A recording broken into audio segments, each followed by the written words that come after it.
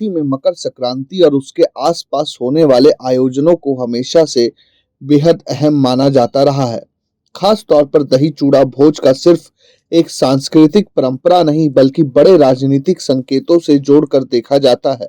कई बार देखा गया है कि इसी दौर में लिए गए फैसले आगे की राजनीति की दिशा तय कर देते हैं। ऐसे ही राजनीतिक माहौल के बीच मुख्यमंत्री नीतीश कुमार की प्रस्तावित समृद्धि यात्रा ने सियासी गलियारों में हलचल तेज कर दी है, क्योंकि इस रैली में निशांत कुमार के शामिल होने की खबरें निकल कर सामने आ रही है। दरअसल सीएम नीतीश कुमार की प्रस्तावित समृद्धि यात्रा को लेकर बिहार की राजनीति में चर्चाओं का बाजार गर्म हो गया है।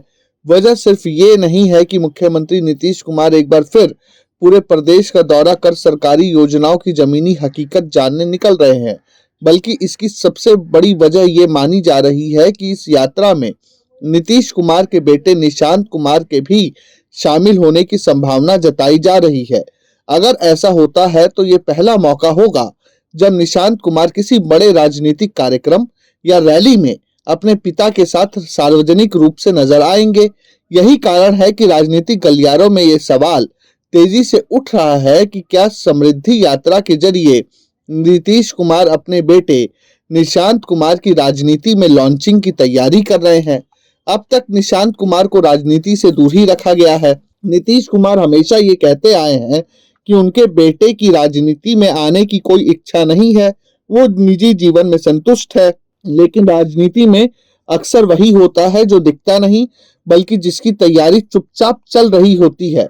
समृद्धि यात्रा के दौरान अगर निशांत कुमार मुख्यमंत्री के साथ मंच साझा करते हैं, लोगों से मिलते हैं और सरकारी कार्यक्रमों में सक्रिय भूमिका निभाते हैं, तो इसे महज पिता के साथ निशांत कुमार का मंच साझा करना नहीं माना जाएगा, बल्कि बिहार की राजनीति में इसे साफ तौर पर एक राजनीतिक संकेत और वंश परिवर्तन, पीढ़ी परिवर्तन के तौर पर भी देखा जाएगा।